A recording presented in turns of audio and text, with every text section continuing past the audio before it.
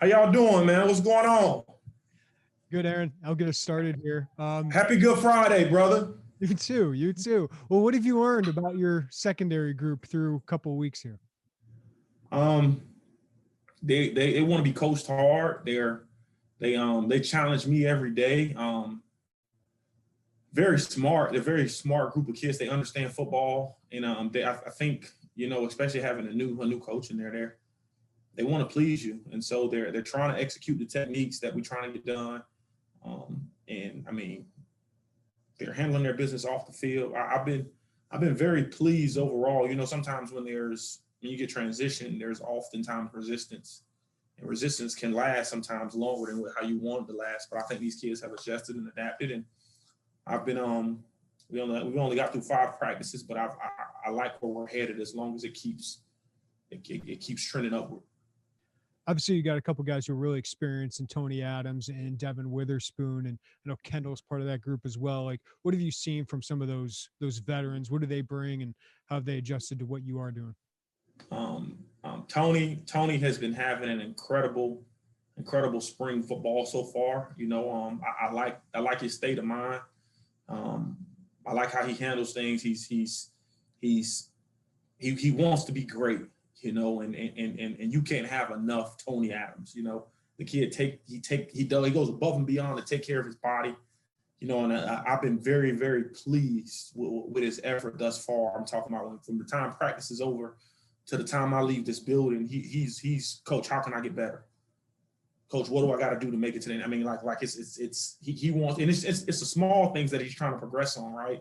Because the kid has a ton of ability. Devin Witherspoon is a good old junkyard dog. I think Devin Witherspoon is our spark plug in the secondary, man. He is special talent wise, but the energy that he brings can literally shift the secondary just because he is a high energy guy. He brings a lot of juice. He's very charismatic, and that's who he is. He's got a big personality. He gonna let you know it, and I think as a position coach, you don't want to simmer that down. You want it to be loud and boisterous, but within the confines of what we want to get done. And then you speak about Kendall. Kendall is long, athletic, plenty of ability. And I think obviously this being Kendall's senior year, I think he has a chance to be very special as well. And so I've been very pleased with what we've asked these guys to do and how they're going about doing it. Each and every day, both on and off the field. And then I know Marquez was working with you guys. Is he still working with you guys at corner? And yes, he is. He is. Marquez is. Pardon me. What have you seen from him at corner? The kid, this kid's ceiling in terms of ability wise, it's through the roof. Marquez is still a baby in terms of he's young. And so he still has to learn some things defensively. I know he played on the offensive side of the ball a lot in high school, which I think has been to his benefit, especially down the field when deep balls are thrown down the field. But I like how he's trending as well. Would like to add a couple more pounds to him. Him and Witherspoon, they're pretty light. Especially in this conference, they're gonna be forced to tackle a little bit. But I've been very pleased. With this hope, truthfully, like. From spring practice 1 to now, like the whole group, I promise you, the whole group from academics to performance has steady trended upward, man. And I'm like every day I want to get my teeth into them and just continue to feed them because they want it. They want to be great. They want to be all conference players. They want to be all Americans. And as long as we have that state of mind constantly, I think these young men are going to continue to get better with time. You sound like you're having fun, Aaron.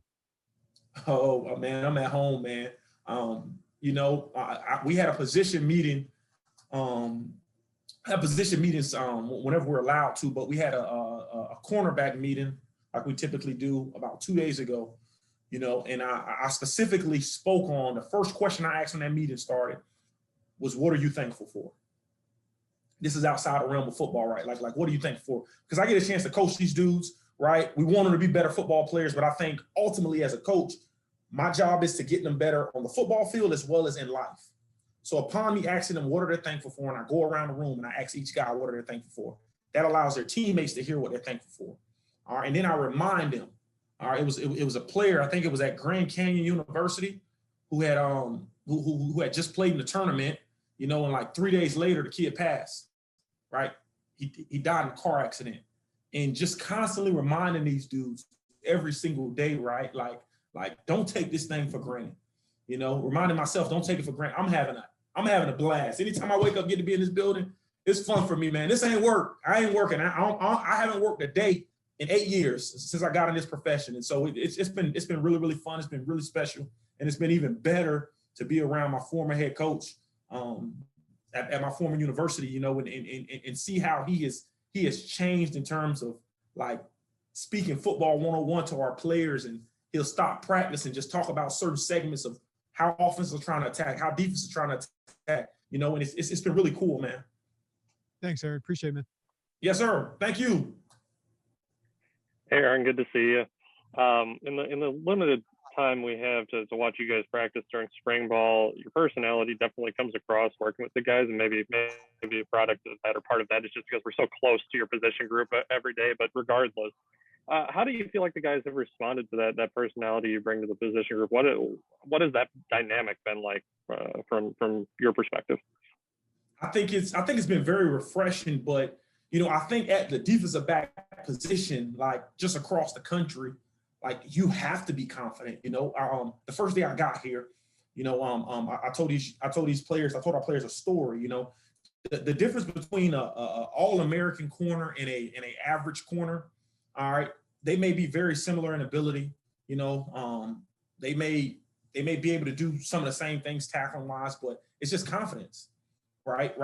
If you know you have the ability to get the job done, and you trust your technique and you trust what we're trying to get done, it's right here. It exists right here in your mind.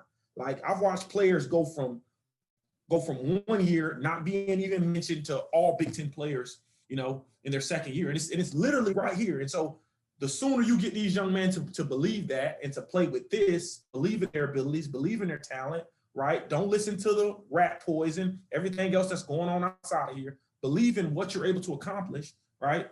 You can get the job done. And so I'm always a glass half full kind of guy, because I know how fragile the corner position can be. You can be the hero 1 minute and then the deep ball comes and you're a horrible player. And so I'm constantly trying to uplift these guys and coach them, right? When they do get a ball thrown over their head, why did that happen? Technique, where were your eyes? How were your feet at the line of scrimmage? Just trying to coach them through those moments, so we can advance in terms of when we do get into the season and we face those kind of situations. And then I asked Ben about this as well, the recruiting areas that are shown off on those graphics you guys all posted on Twitter. You've got a pretty wide swath of Southern Illinois. What has it been like learning about that whole area and just being part of Brett's recruiting push so far? It's been interesting, man. It's been fun. I know historically, right, Southern Illinois hasn't had as much talent as some of the northern parts of Illinois, but there's plenty of talent. There's plenty of talent down there. Sometimes it may be a guy, some years it may be two guys, some years it may be no guys. And I think in order for University of Illinois to be a really good program, we have to make sure that we do everything we can to get those players down there. And the coaches, high school coaches, have been absolutely awesome. And it's right now we're still in the dating phase. I'm trying to get to know them. They're trying to get to know me. But I think we started off on the right foot in terms of trying to contact every high school coach that's down there. Thanks, Aaron. Thank you, brother. Happy Good Friday. Hey, Aaron, glad you're doing well. I wanted to talk specifically about a couple of guys, Quan Martin and Sidney Brown. I know Sidney spent some time hurt last year and didn't, play in every single game, but how's he matriculating this year, as well as Quan Martin, who came to his own last year? I could tell you this, those players are very special. You talk about ability, they have it. You talk about like muscle memory and football smarts, they have it. Sidney is a throwback, old school Big Ten safety.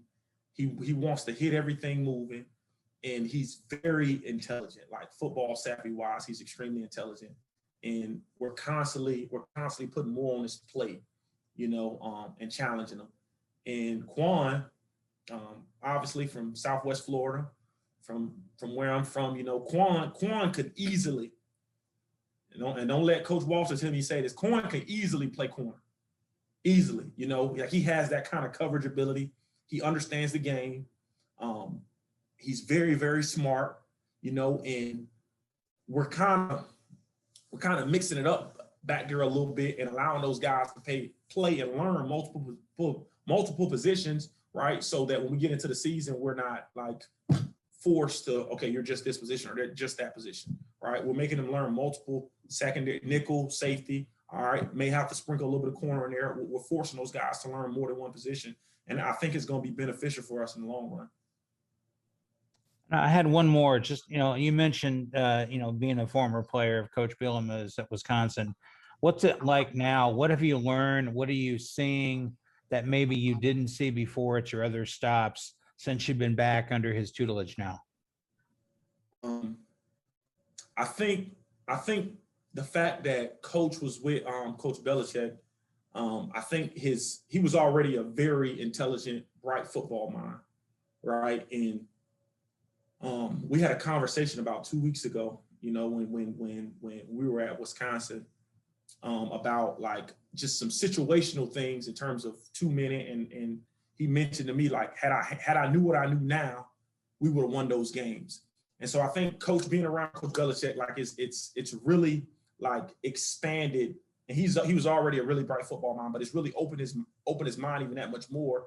And he's been able to teach our players that like that was one thing, even in my time with Coach as a player, like he would talk about football, you know, we knew that he knew it, but he kind of you know, we didn't have these full team meetings to where he's discussing like situations in detail, both offensively and defensively. So defensive players are hearing how the offense will react and what they're trying to get done. And the offensive players are hearing what the defense is trying to get done. And so like overall, you're teaching players like football, right? And I think the more our guys know football and know, on top of that, know situational football and what do we need to get done during this situation, right? Because anybody can just play. But I think the truth of the heart lies within when we get in these tight crunch time situations, how are our players going to handle it from a mental aspect? Okay, like what do we have to deny?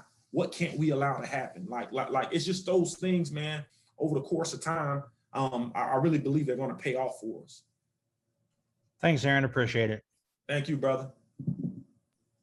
Aaron, good to see you. I'm curious, a new system, new personalities. How have you seen the guys buy into what you guys want to do? What's been their response? How have you kind of eased that transition for them? I think when you have really amazing people in this building, right? I'm only speaking for the people that are currently in this building. When you have really amazing people in this building and people who are really, really good at, I guess, meshing personalities, people who are really good at getting to know people, people who are really good at building relationships, I think the football piece is naturally a lot more inviting for our guys to learn and understand, because they understand that this coach cares about me. This coach, like, he wants to see me get better. This coach, I mean, we had a 2-hour academic meeting, right? And I walked into the meeting room and I'm asking so-and-so, like, hey, dude, you gotta show up for this. You gotta do that. And then 2 weeks later, he aces his exam and I'm throwing a fit and excited about it to the room, you know? And so when they understand that you care about more than football, right? Like, everybody should know that. When they understand you care more about football, the football piece becomes easy. Because I think all these kids come to college wanting to be great football players, but they don't realize once they get here, there's a ton of distractions, right? You got social media distraction. You have classroom and beautiful woman distraction. You have marijuana's legal in the state of Illinois distraction. Like, you got all these different distractions, right?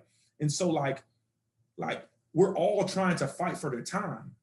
And so like dealing with the kids that we deal with, understanding that there's all these distractions going on, I think it's on us as coaches, right? Some of us have kids and their fathers, to allow them to know that we care about them And the football piece is really, really easy when you can motivate a young man, right, to be a really good student, right? And you can show him, listen, you can change your family's life if you take care of these aspects of your life, right? And you do what we're asking you to do. Because I had a former player that did it, and he's in the NFL now, right? And so all of them, their jaw drop when you talk about the NFL because everybody wants to get there, right? I think that's the equalizer. I think that's the motivator, right? And I think when they see these large, huge contracts, everybody wants to get there, but there's a process in understanding that. And so I think we've been doing a great job of them trying to understand the process. And then we have a head coach who just came from there, right? He just won a Super Bowl 2 years ago, and so like he knows what they're looking for in terms of evaluating players, and so he can speak to them directly. So that's even better. But I think those are some of the key pieces why guys are able to adapt and adjust fast to us. And on top of just having new faces in the building, man. Anytime there's change, right? Change is good. I don't think change is always bad. Change is good. And so you got a new face, you got some new coaches, you got a new oral, you got some new, it's just new everything, and always the thick of it, like we're not truly going to know until we get into like fall camp, spring ball, right? Because everybody likes everybody right now. Things are going well. But like when the rubber meets the road, when we get over this honeymoon phase, I think we're going to really find out what kind of players we have. And I was sure to venture that we're going to have some pretty good players. And then Ben Miller said something interesting in the sense of the way that Brett spreads his time around from coaching coaches to coaching players to recruiting. And now for you being on this side of that window and kind of seeing that from a different lens than when you were as a player, how do you think he's able to spread that time, and how difficult do you imagine that is? I think it's extremely difficult, but I think that comes with being a head ball coach. You know what I'm saying? Like everybody said he wants to be a head football coach, and I think our head coach is the definition of that. You talk about, for example, we get off the practice field, and a couple hours later, after we go review the tape, we have a staff meeting. In this staff meeting, he has notes from my DB drills, he has notes from the wide receiver drills, he has notes from every position group, right? And he talks about like the progression of a drill, good or bad. You know what I'm saying? From there, after we're over and we're done with that staff meeting, talk about recruiting a little bit, right? We watch film as a staff, and he'll ask me, like he asked me the other day, like, hey, Hen, tell me about this drill. I love this drill. I see what you're trying to do, right? Coach McDonald, tell me about this drill. He's going through each coach, and then we'll get into some team segments. He's talking to the coordinators, and so like I think by him doing this, he's making every coach better. One, right? They're able to see how he wants things done. And two, they might not have noticed something, or he might not have noticed something that people can speak on. And so it's just, I really believe that we have a no ego staff, like no egos, no hidden agendas. And guys truly want to be like really special football coaches. And so like having a head coach like that, who goes from that, right, till we get into a full team meeting, right, where he's talking about our running backs and how they're holding the ball, and he's calling out running. It's like little things like that, man, trying to make the whole team better, and I really believe that kind of stuff is going to be beneficial. But I think Coach is Superman, dude, like truthfully, right, on top of having 2 daughters, right, on top of having a beautiful wife, like he's doing all of that. And I think that's what makes him special. Like, I'm sure there's coaches around the country that are probably doing that to a degree, but and obviously who've had success. But I just think like with the way he's doing it, like even when we have these recruiting Zooms, like coaches like on the Zoom call the whole time, like he's not having a 5-minute convo and then leaving and that's it on these Zooms. Like he's spending time on these Zooms with these young men, like we're trying to get to come here and show them like I'm real and he is real. And I think once this thing opens up and these young men are able to see what kind of person he is and actual like when they get to see him, I think it's gonna be something really special there. And if I could get one more, we've heard quite a bit about Tank Wright and the work that he's done with these guys. Yeah, okay, so there must be some truth to it. What makes him so good at this, and what kind of impact has he had? Yo, Coach Tank Wright is our secret sauce, right? You got a head coach who gets it, right? Personable, right? Like has had success in this conference. And the cherry on top is Coach Tank. Like, first and foremost, the players like just they gravitate to him. Like he played Division I football, you know, at a very, very high level, and he was a good player, you know. So naturally, Coach Tank has great leadership skills. Like he could command a room in a heartbeat. With that being said, he's come from places where he's had success, right? And he's able to show like still pictures and videos, right, of guys who've gotten drafted, who he's had the chance to get right. And so, no pun intended, get right, right? But like guys have been able to see that, and because they've been able to see that on top of his personality, I don't know, man, like some people are just blessed with the ability when they walk into a room and they speak, people listen. You know, Coach Tank is that guy. Like he walked into a room, I don't care what room it is, right? Players, coaches, he speaks, people listen, right? He has that kind of voice. He has that kind of, it's something about him, man. Like you gotta meet him yourself. You gotta be in a room with him to see him coach, to see him talk about drill work, to see him talk about like what he wants to get done in terms of lifting, to see him talk about flexibility. You know, the other day he came to my office and was talking about buying a sofa. You should hear how convicted he was in doing that. Like, it's just something about the way this dude speaks. I mean, it permeates your spirit, man. Like it's just, he has that it factor, you know. I really can't grip my mind around it, but you know how you meet somebody and they can say a handful of words to you, like, man, like this dude's a really good dude. This dude's really special. It's something about him that's captivating. That's Coach Tank. You know, he's gravitated to these young men's hearts, and he has their ear. And I think these dudes would do anything for him, you know, in a very, very, very short amount of time. I can only imagine about a year from now, you know, like I mean, in this very short time, I think he's been able to get a lot accomplished, you know, and I think with the way Tank's personality is, it's only going to get better.